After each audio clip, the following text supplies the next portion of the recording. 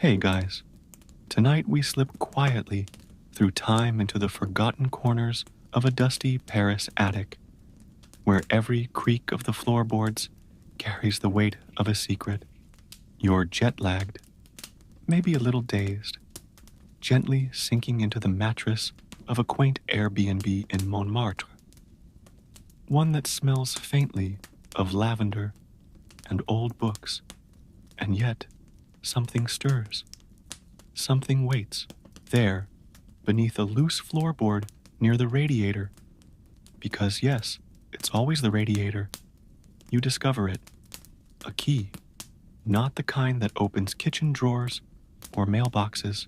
No, this one is different. Curved edges, iron cold, heavy in your palm like a whisper from another century. So, before you get too comfortable, take a moment to like the video and subscribe, but only if you genuinely enjoy what I do here. Tell me in the comments where you're listening from and what time the world is whispering to you tonight. Now, dim the lights. Maybe turn on a fan for that soft, steady hum. Let the world outside fall away, and let's drift into tonight's quiet unraveling together. You crouch down, fingers brushing against splinters and forgotten crumbs. There's something thrilling about hidden things, especially when they're not meant to be found. The key is tucked beneath a warped plank, barely wide enough for your fingertips. You wedge it loose with an old spoon you found in the drawer, because of course there's always an old spoon, and as it pops free, a puff of stale dust clouds the air. You sneeze, loudly, probably wake the ghost. The attic smells like mothballs, sunburned wood, and the kind of loneliness only old houses carry. There are trunks everywhere, stacked like they once belonged to people who planned to leave, but never did. You tiptoe between them, trying not to disturb the fragile ecosystem of cobwebs that now claim the corners. And then you see it, tucked under an old blanket patterned with stars. There's a steamer trunk different from the rest. Blackened brass fittings, leather edges weathered and soft from touch. It's half covered by a torn travel sticker. Paris, Casablanca. Something about it feels off limits, which is how you know it's important. You kneel beside it. The lock is rusted, an ornate oval that fits the key exactly. Of course it does. You pause before turning it, because drama. But let's be real. You're going to open it. The key turns with a hesitant click. Metal sighs. The trunk lid creaks open like a coffin in a B-grade horror film. And inside paper, so much paper, letters, envelopes, a velvet pouch, a crumpled scarf smelling faintly of rosewater and ash, a worn photograph of a girl smiling beside the Seine, her dress cinched at the waist, a beret slightly askew. She's young, timeless, sad maybe, or maybe it's just the fading ink playing tricks. You lift the first envelope, cream-colored, the edges fraying.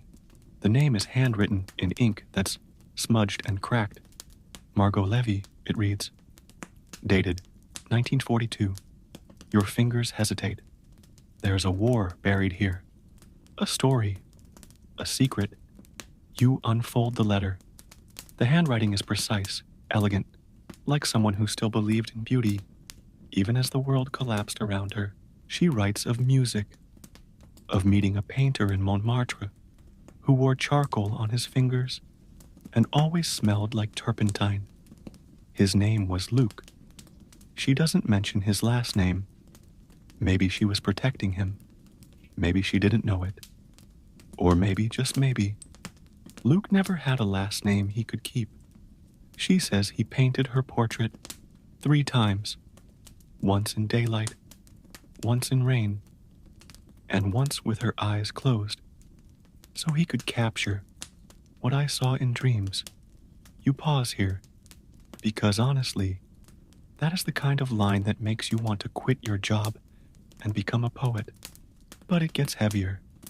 She talks about whispers, streets growing quieter, men in boots, a curfew that presses against the windows. Her father, once a violinist, no longer plays. Her mother won't light candles anymore, in case someone sees. Margot writes that she's not afraid, but you can tell. She's writing that so someone she loves doesn't worry. You finish the letter and fold it back like it's fragile. It is. There are more envelopes, but one catches your eye. It's sealed with red wax. No name, just a single initial. L. You put it aside. Not yet. You're not ready. A breeze stirs the attic. There's no wind. You glance at the window. It's shut. Goosebumps rise. Welcome to the story. You're in now. And Margot is waiting. The trunk creaks open, heavy as memory itself. Dust lifts like smoke, disturbed from its long slumber. And for a moment you pause, half expecting something to whisper your name from the shadows.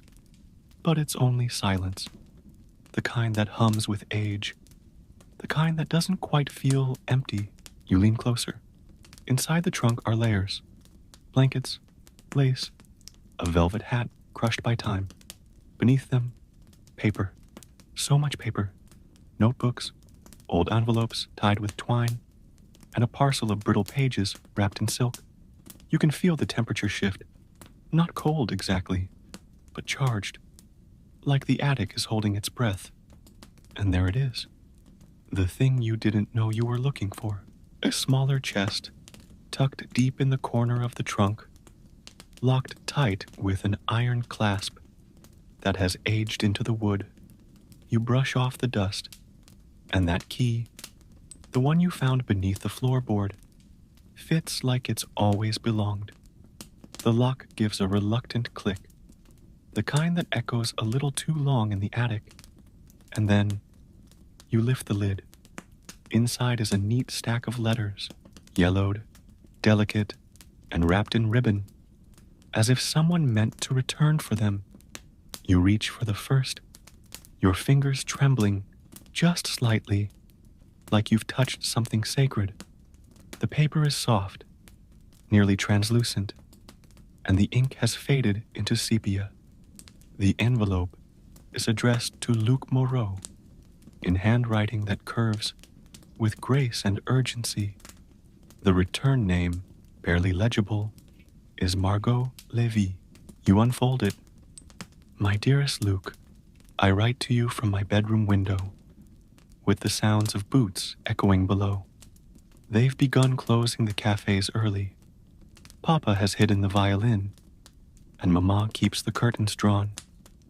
But I think of your studio, of the light through the skylight, and I feel safe again, if only for a moment. She writes of art and wine, and the way his hands trembled when he sketched her, how he called her la lumière dans l'obscurité, the light in the darkness. Her words are lush, full of longing, full of the sharp edge of something ending. But beneath the romance, there's fear. She doesn't name it outright, but you see it in the way she skips lines, the hurried pen strokes, the way she mentions neighbors disappearing. Her brother Henri hasn't come home in 3 nights, and yet, she writes, I still dream of the gallery on Rue des Martyrs, of paintings hung in secret. I still believe art will outlive us all. Your chest tightens. The letter is dated March 9th, 1942. You glance around the attic. The city outside is modern. No checkpoints, no ration lines. But here, in this room, time folds in on itself. You're no longer just reading Margot's words. You're keeping them alive. You reach for the second envelope. But this one is different. It's sealed with wax. The impression of a small tulip pressed into crimson. There's no name, just a symbol. You hesitate, fingers brushing the edge, but something shifts in the light. A gleam from the corner of the trunk, just behind the silk wrap. You move the letters aside gently and find it. A hand mirror. The glass is cracked, the handle silver, tarnished with time, and on the back, a scrap of paper, folded neatly, wedged between mirror and frame. You pull it free. It's a map, crude, sketched in black ink. It shows the Montmartre neighborhood, but not the one you see on Google Maps. This is a version riddled with tunnels, X's, and notes in French, and one phrase, underlined in shaky script, La dernière lumière, Rue des Martyrs, the last light. You look again at the envelope in your hand, the wax still unbroken, but you know now, there's more than letters in this attic. There's a trail. The letter with the red wax seal draws your attention next. You hold it in your hands for a long moment, as if opening it might change something, might stir the air differently, or wake the attic's sleeping hush. But of course, you open it, slowly, carefully. The wax breaks with a soft snap. Inside is a folded sheet of thick paper, soft at the edges. The handwriting is still Margot's, but the tone is different now. More clipped, more alert, less poetry, more urgency. Luke, don't come to the bakery. It's not safe anymore. Madame Fournier is no longer alone behind the counter. Someone else watches from the back room. His coat smells of tobacco and oil. He doesn't speak, but he listens to everything. Your breath catches. This isn't a love letter. It's a warning. Henri says the list grows shorter. Each day, fewer names remain. I am not on it. Not yet. But my cousin Estelle, she vanished last Thursday. No note. No goodbye. Only silence. You glance again at the stack of envelopes in the trunk. How many stories are trapped in their folds? How many names nearly erased? Margot's words go on. If anything happens, follow the map. Rue des Martyrs. The shop with no sign. Ask for the man who winds time. He'll know what to do. He always does. The man who winds time.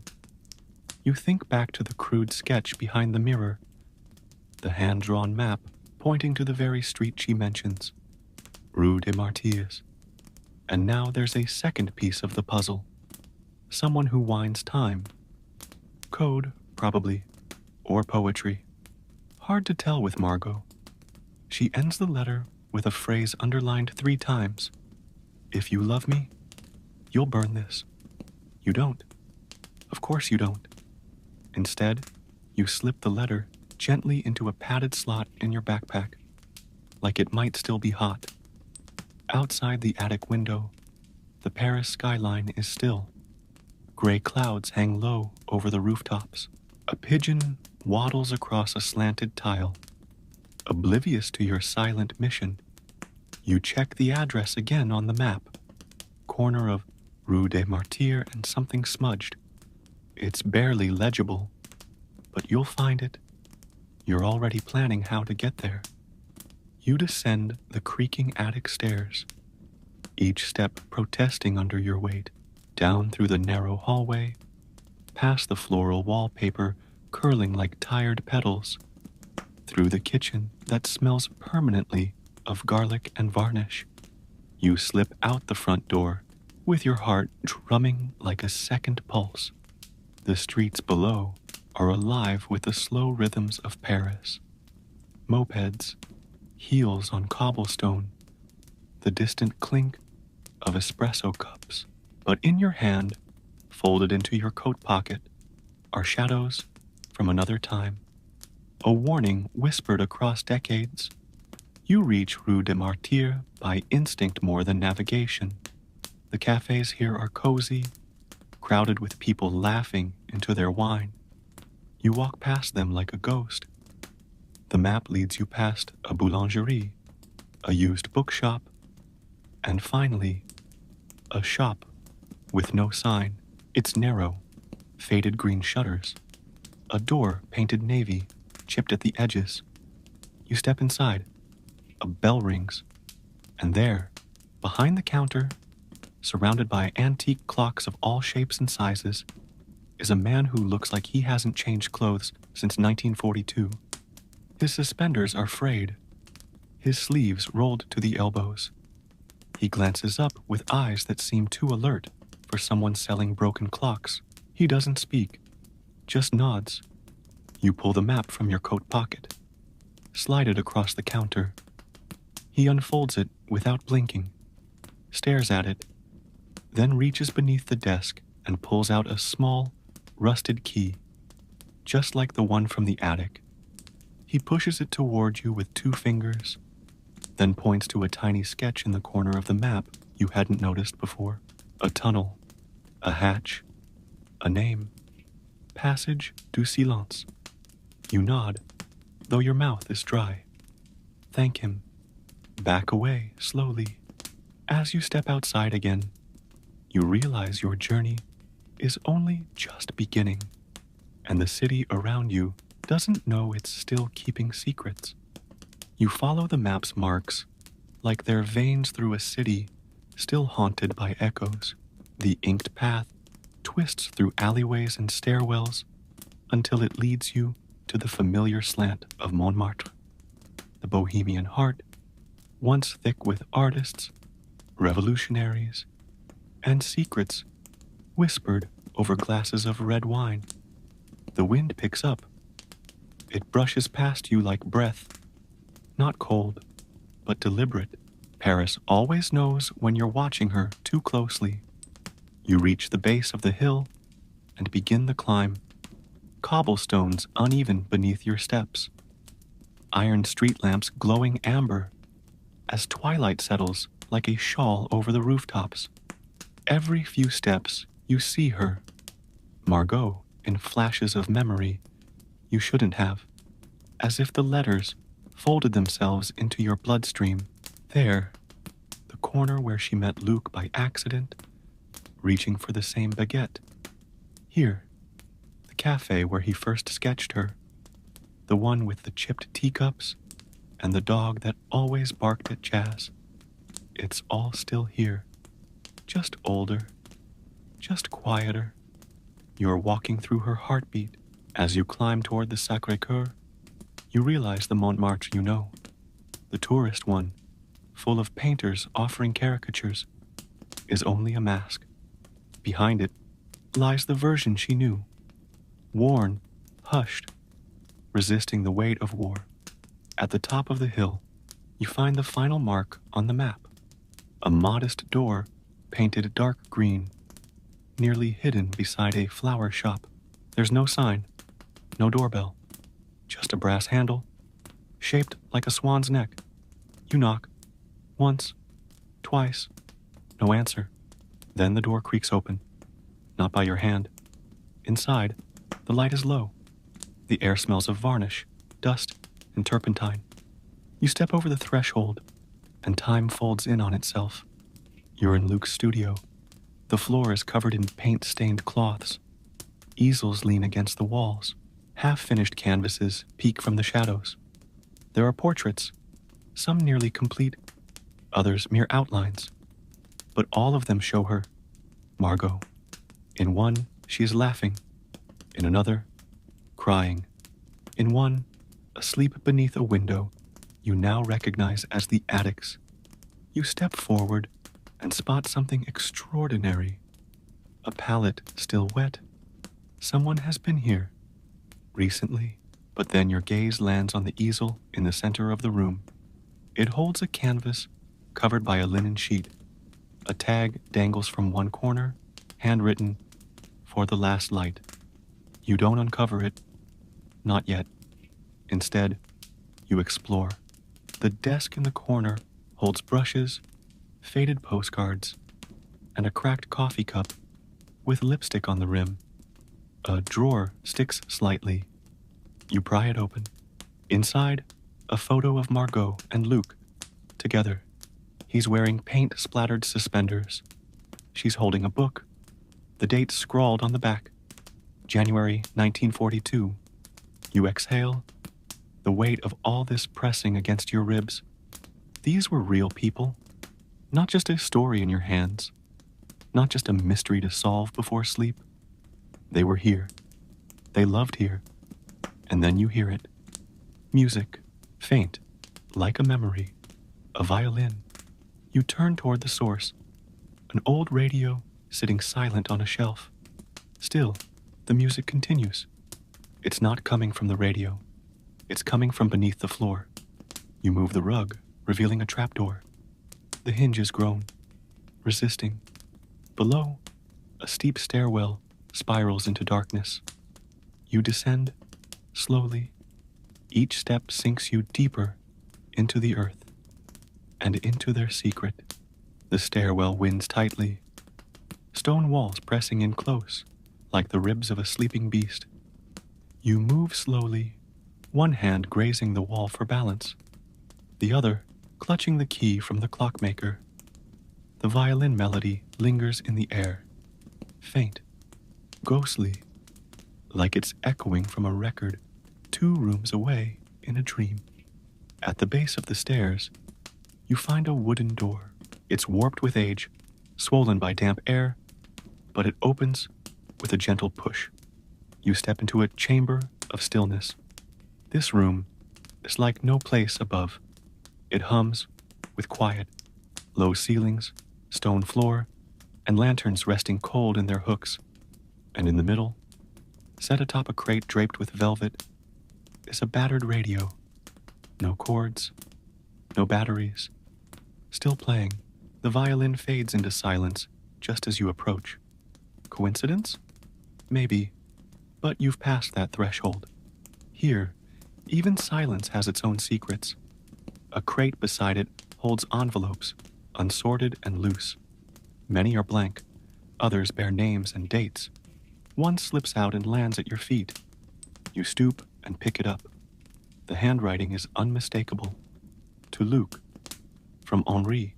You sit on the cold floor and unfold it with care.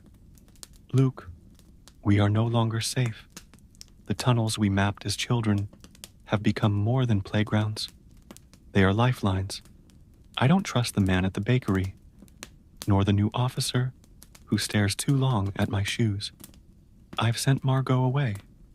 Yes, against her will. She begged me not to, but I couldn't take the risk. You understand, you must. She said she'd rather die than disappear without goodbye. You pause. I told her she'd leave behind her letters, her music, her memory. I told her some things must be saved, even if people cannot. Henri's words taper off near the end. There's no flourish. Just, forgive me. H. You fold the letter back, hands trembling. For the first time, it isn't Margot's voice you're hearing. It's someone who loved her from the edges, someone who tried to protect her when the world collapsed inward. There's a scuff on the floor, fresh. You follow it to the corner, where a stack of wooden crates sits half-toppled. Something glints between the boards. You pry it loose. It's a photograph. Margot again, but this time, not in a portrait.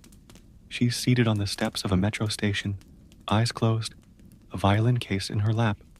Her smile is half-formed, like she's caught between hope and sorrow. Behind her, barely visible, is Luke, just a shadow, watching her. The back of the photo reads, Gare du Nord, May 14th. That's tomorrow. You glance at your phone. Mid-May. The coincidence rattles something loose in your chest. Of course, it's a coincidence. Probably. You set the photo down and notice another letter tucked inside the radio. This one is addressed simply to you. You open it. If you are reading this, then you found what we meant to hide and what we hoped would be found. These are not just stories, these are echoes, pieces of lives, tucked between walls and whispered down stairwells, hoping for a voice to carry them forward. If you believe they matter, carry them, not for us, but for those who come next. There's no signature.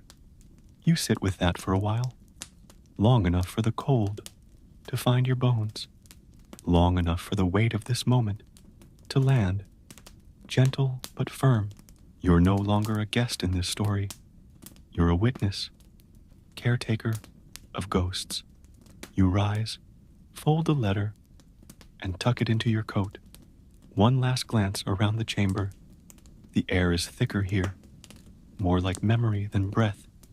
You turn toward the stairwell again, each step upward, now feeling heavier, like you're carrying someone else's heartbeat in your chest. You reach the attic again, before you realize you've climbed all the way back, and the city above feels different, as if it remembers. You wake before dawn. The attic is silent, the kind of silence that feels like a held breath. The key you left on the windowsill gleams faintly in the gray light. For a moment, you wonder if it's all been a dream. Margot, Luke, the letters, the underground room echoing with invisible music. But your coat still smells faintly of dust and candle wax. The folded photograph is still in your pocket, and beneath your hand lies a new envelope you don't remember placing. You sit up slowly. No name, no seal, just a letter. You open it. The time to go is now. What you seek waits where the bells no longer ring. You stare at the words. That's all. Nothing more. But the rhythm of it echoes somewhere in your bones. You glance toward the clock on the wall. A silent antique. Its hands forever paused at 4:17. You know where you need to go. You cross Paris while the city still sleeps. The streets still slick with dew. The bakery windows dark. The sky a bruised blue. At the edge of the Marais district, tucked beside a collapsed stretch of fencing, you find it. An abandoned church, its steeple cracked and leaning slightly to the left. The bell tower yawns empty. No ropes, no sound. You step through the rusted gate. The interior is hollowed out. No pews, no altar, just stone walls in the sunlight, filtering through stained glass, fractured long ago. Pigeons flutter overhead. You follow instinct more than direction. Along the back wall, you find what looks like a loose panel. It shifts when you press it. Behind it, stairs. Always stairs, isn't it? Down again. You descend into a space even older than the last. Arched ceilings, stone damp with memory, and in the center of the room, a suitcase. Not just any suitcase. It's red, leather, cracked and scuffed, with brass corners dulled by age. The initials are barely visible. ML. You kneel beside it, fingers shaking. The latches resist, then yield. Inside, paper, of course. Always paper, but also fabric. A folded dress, pale blue, worn thin at the sleeves. A tube of lipstick, the cap long missing. A red ballet slipper, soft as breath. And then, a bundle wrapped in linen. You unwrap it carefully. Sketches, dozens of them, each one of Margot. Her face, her hands, her laughter, drawn in hurried lines and smudged with tears. Some are unfinished, others are full portraits. One is just a single eye, staring straight ahead. At the bottom of the bundle, a ration card, a music program from 1941, a ticket to a gallery that never opened, and beneath all of it, one final letter. Luke, if you find this, it means I've failed to come back. Or perhaps I've succeeded, just not in the way I hoped. I don't know if the world is still burning. I don't know if art still has a place. But I know this. Our story mattered, even if no one believed it, even if it ends here. If you love me, hide this somewhere only the light can reach. You stare at the letter. You've read a dozen of hers now, but this one, this feels like a final breath. You sit beside the suitcase and let the silence close in, and then you hear it. Distant, faint, music. A violin again, this time slower, softer. A lullaby, maybe, or a goodbye. You close the suitcase gently, rise, and carry it up the stairs. The bells above are still silent, but the city is waking, and it remembers. The sky over Paris is soft now, pastel hues stretching like silk across the waking city. You walk quietly, suitcase in hand, avoiding the heavier streets, guided by a feeling more than direction. The weight of the leather handle grounds you, reminds you this isn't a dream, even if it all feels stitched together from someone else's memories.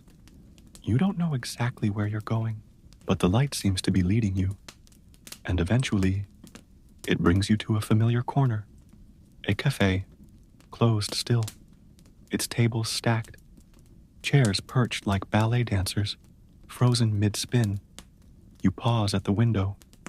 The reflection shows a version of you that has changed, eyes more alert, more curious, shadowed by what you now carry.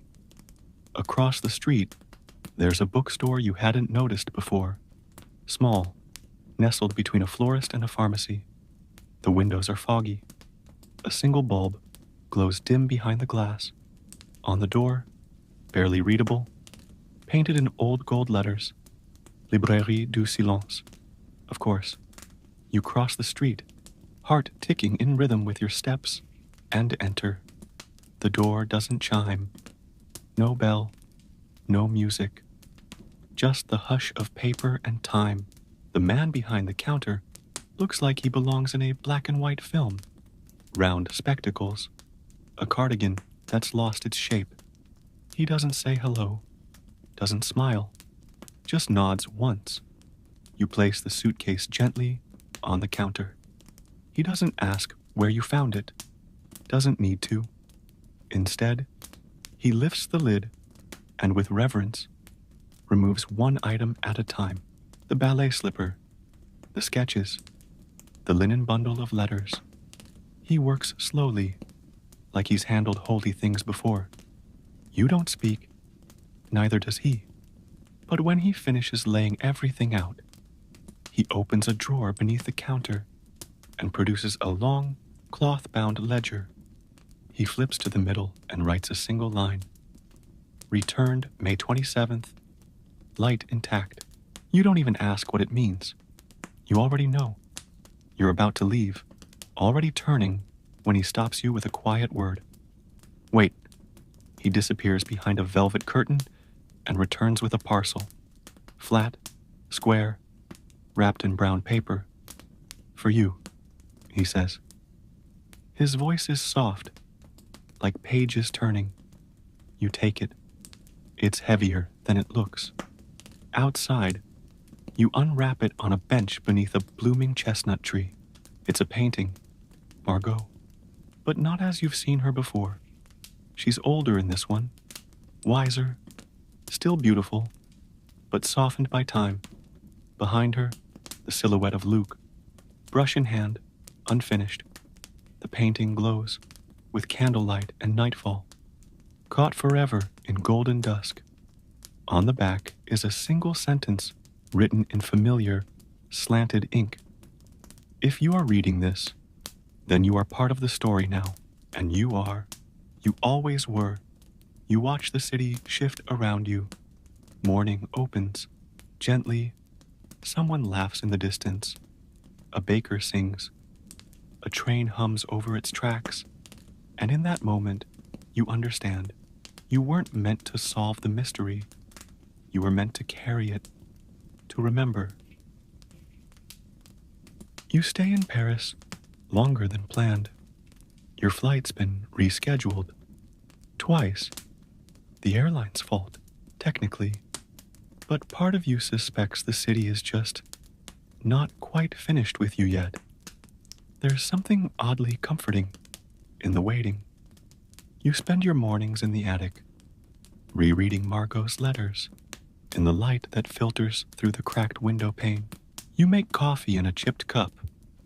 You take slow walks through Montmartre, seeing echoes of the past stitched into every stone. And in the evenings, you visit the bookstore. The old man never asks your name. He always seems to be expecting you.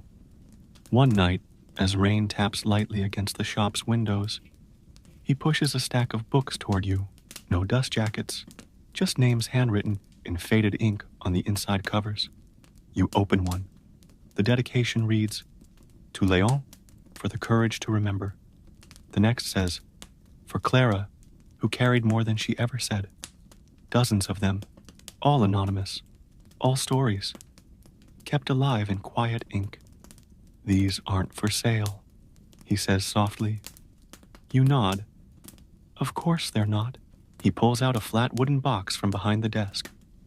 When he opens it, you see envelopes, maybe 50, maybe more, some sealed, some opened and carefully folded back. These haven't found their readers yet. You reach for one. The paper is stiff. The seal bears a tiny bird in flight. You read, "I buried this letter beneath a fig tree on the eve of winter, hoping someone would find it when the blossoms returned. If you are holding this, it means I made it. Or perhaps I didn't. Either way, please know, I loved fiercely. I made mistakes, but I never stopped believing in the small, kind things, like rain, or music, or silence shared between two strangers." You close the letter slowly. The man smiles. That one waited 79 years to be read. You return the letter to the box like it's a living thing. It hits you then. This bookstore isn't just a place where books live.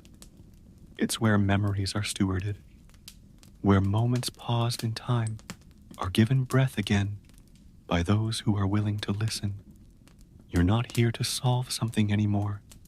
You're here to witness, to carry. That night, back in the attic, you light a single candle and open your journal for the first time in days. You begin to write, not about the mystery, not about Margot or Luc or Henri or the violin in the dark. You write about you, about the feeling of carrying someone else's story in your chest, of being changed by people you'll never meet, of soft footsteps in the past shaping who you are now, in this moment, in this light. And you end with something Margot once wrote. Some stories are told to be understood. Ours was told to be remembered. You leave the attic for the last time at sunrise. The air smells of rain and old wood, of fresh croissants carried from street to street by bicycle. Your bag is lighter now.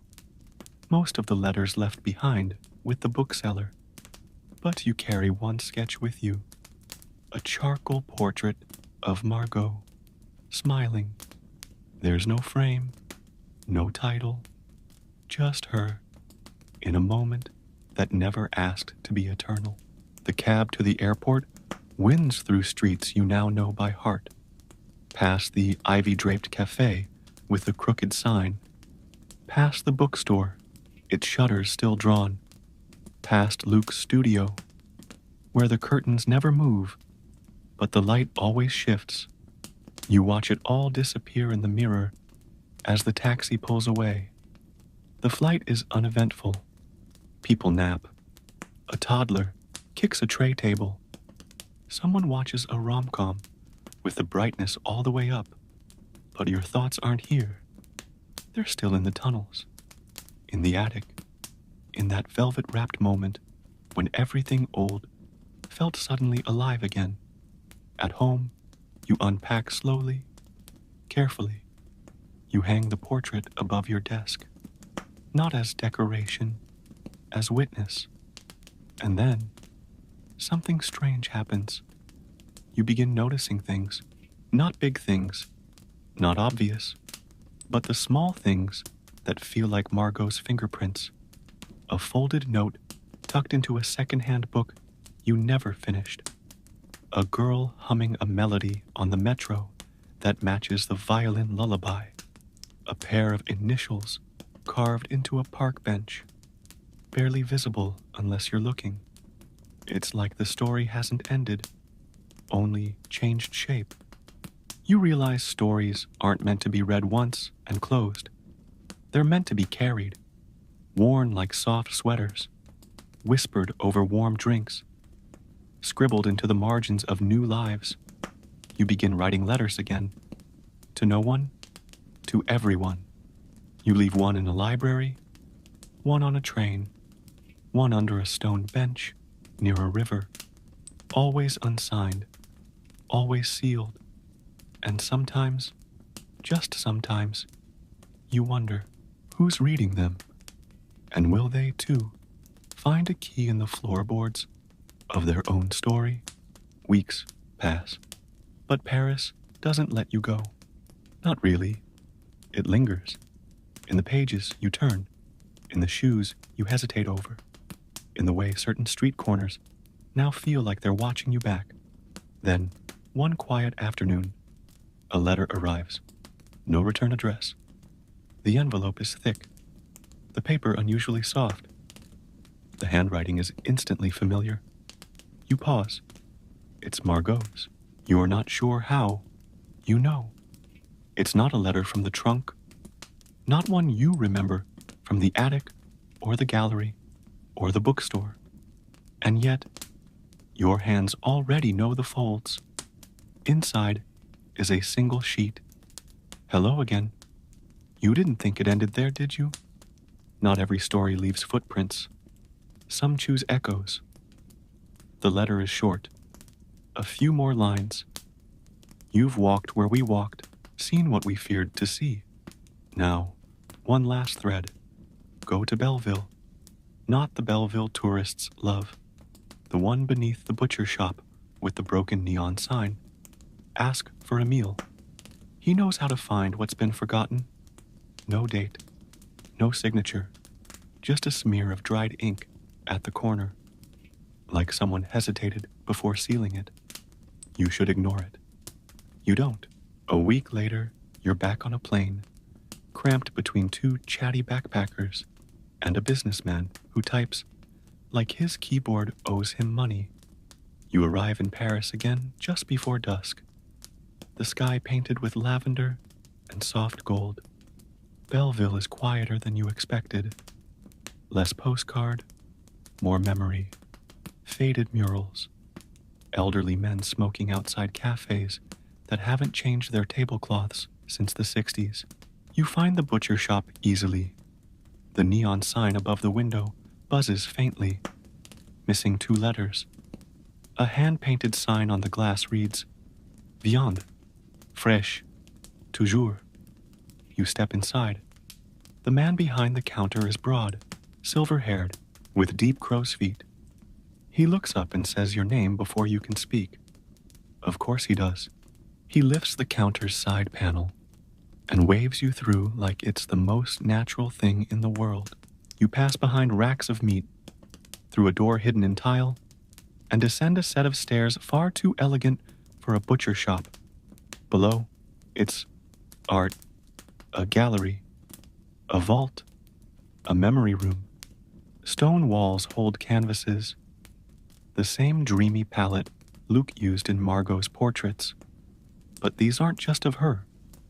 There are strangers, lovers, children, street musicians, the city itself, wrapped in charcoal and candlelight. Each is dated. None are signed. At the back, a curtain. You draw it open, and there it is. The final piece, a self-portrait of Luke. Mirror in one hand, brush in the other. Behind him, faint but unmistakable, Margot's silhouette reflected over his shoulder. her eyes fixed on the canvas. She's watching him watch her. Beneath the frame, a plaque carved in brass. To those who remember. You don't cry, but your chest aches the way things do when they've been seen too clearly. You sit there, on the cold bench beneath the portrait, until the gallery dims. And for the first time since the attic floor creaked beneath your foot, you feel it.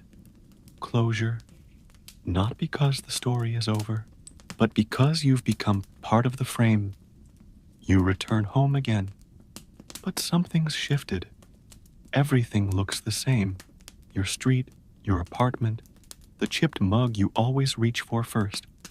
But now, the world feels like it's wearing an extra layer, like there's a hidden story humming just beneath every surface. You walk slower, look longer, listen harder. One morning, you pass an alleyway you've never noticed before. You pause. The light falls on it differently, like an invitation. There's nothing there. No clues, no signs. But still, you leave a letter behind. A simple note, folded into a triangle. No name, no address. To whoever finds this, I don't know your story, but I believe in it. And if you ever need reminding, Paris remembers too. You tuck it behind a pipe. Walk away without looking back. That's how it begins. You become a collector of forgotten places, a steward of silence, a wanderer through moments that never asked to be noticed, but deserve to be remembered. Old bus tickets, love notes in used books, pressed flowers between maps. You leave breadcrumbs, soft echoes. You never hear from anyone who finds them. But then, a letter arrives in your mailbox. No return address. Inside, only a sketch. A girl, sitting by the Seine, a violin in her lap. Your heart skips, because it's her. But it's not a copy. It's a continuation. She's older now, different posture, same smile. On the back, keep going. No name, no date, no explanation. You frame it, not as art, but as proof. This story is still breathing, still growing, still whispering itself into new hands. You've stopped asking how it found you. You just keep writing, keep walking, keep listening for the music beneath the silence. Because now you know, some stories never really end. They just wait. You begin to hear from others, not directly, not by name, but in gestures. Someone posts a photo of an old letter found in a second-hand trench coat, sealed with a tulip. No caption, just the image. Another shares a charcoal sketch left on a cafe seat in Marseille. Dated 1942, unsigned. A woman stares into the distance, her eyes carrying the kind of sadness that belongs only to memory.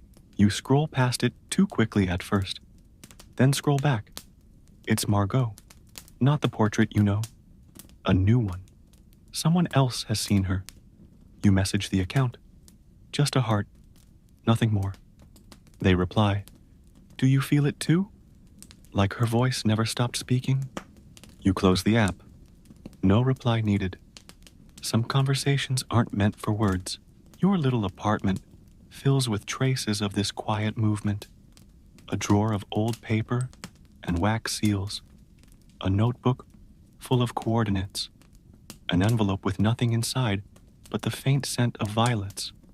One morning, a letter appears on your windowsill. You're 3 stories up. Inside, just a single phrase. The gallery opens again at dusk. No address. But you know which gallery. You dress like you're going to a funeral you've chosen to celebrate. The air outside hums with that particular kind of dusk you can only find in spring, when the day hasn't quite left, but the night is already waiting in the corners. You reach the studio just as the sky folds into deep blue. It's changed, not in paint or furniture, In presence, you step inside, and the canvases seem brighter, bolder, as if someone's been repainting them from the inside out. And in the center of the room, on the easel that once held the painting of Margot, with her eyes closed, there's a new canvas, blank, no brush, no paint, just a note resting on its base. It's your turn now. You smile, not because you know what to create, but because you understand the invitation. You're no longer just reading the story. You've become the next page. The blank canvas waits, and for a while, so do you. It sits there, day after day, in a quiet room where the only sound is the hush of evening slipping through the window. You don't rush, you don't panic, you sit, you breathe, you remember, and one day, without thinking, you lift a pencil. You don't plan to draw Margot, but your hand does. Only this time, it's different. She's not alone. The sketch begins with her eyes, familiar, strong, laced with memory, but beside her now is someone else, a stranger, at first. Then slowly, you realize it's you, not perfectly, not a mirror, but your posture, your curiosity, your reflection in her gaze. She's no longer watching Luke. She's watching you, not as a replacement, as a continuation. You draw every day after that, not just sketches, letters, maps, dreams. The blank canvas becomes a wall of soft rebellion. Each mark whispers, "We were here. We are still here. We are waiting to be remembered." And then one morning, the mail arrives. A parcel, light, wrapped in craft paper. No return label. Inside, a book, hardbound, linen cover, the title stamped in gold leaf, letters lost in a Paris attic. Your heart stops. You open it. It begins just as you remember. Hey guys, tonight we slip quietly through time. Each chapter is there, every moment, every whisper, every stairwell shadow. But now, there are photographs, sketches, letters, Margot's violin resting on a windowsill, Luke's paint palette, your note on a park bench, all captured, carefully, tenderly. At the back of the book is a page left blank. Below it, in small, delicate type, this space is for you. Your turn to remember. Your turn to be remembered. You press your fingers to the page. You don't write anything. Not yet. You place the book on your shelf. Then you pack a bag. Nothing big. A notebook. A few sealed letters. A scarf you bought in Montmartre. And you step outside. A new city waits. And somewhere in its rooftops, its alleyways, its bookstores and steeples, someone else is listening. Someone else is about to find a key. And when they do, you'll be ready. The new city is unfamiliar. Different language. Different rhythm. The streetlights here flicker more. The buildings wear different shadows. But the quiet feels the same. You rent a small flat above a bakery. The scent of fresh bread seeps through the floorboards every morning. And a black cat naps on your windowsill each afternoon, like it owns the lease. You don't search for stories here. They find you. At first, it is just a flicker, an old poster peeling from a lamppost with handwriting beneath it. You sure wasn't it there the day before. Then it's a book in a thrift shop with your birthday underlined in the dedication. Then, the package, a thin envelope slipped under your door. Inside, a map, sketched by hand, marked in a code you almost recognize. One corner has a smudged tulip. You follow it at dusk, through alleyways and courtyards, over stone bridges and under faded arches. It leads you to a wall. Just a wall. Plain, cracked, covered in ivy. But in the center, tucked between bricks, a single letter, unsealed. You've arrived. But don't stay too long. This city is full of echoes, and it will give you back only what you're ready to carry. You look around. No one, but you feel watched. Not in fear, in invitation. Later that night, you sketch the wall in your journal, and beside it, you write, leave something for the next one. So the next morning, you do. You tuck a letter behind the ivy. It says nothing except, I believe you. I believe in you. Go further. You don't wait to see who finds it, because by now you know the story is always watching, and someone else, somewhere, is about to begin. You don't know their name, not the person who finds the next letter, or the one after that, or the one who leaves a pressed flower between the pages of a library book you happen to check out 3 cities later. But you feel them, because stories like this, they don't belong to one voice anymore. They belong to whoever is brave enough to listen. One morning, you sit by a window in a sleepy town, halfway between nowhere and someplace warm. You open your notebook, not to write, just to hold it. The pages curl a little, heavy with use. Inside, your sketch of the attic, a copy of the map, a list of every address you've ever been led to by a letter or whisper or dream. And at the end, a new page, blank.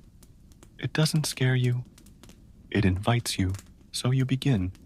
You draw a key, not the ornate one from the attic, a new one, simple, brass, still waiting for the right lock. And underneath it, you write, if you're reading this, you already know how it begins. The only question left is, what will you leave behind?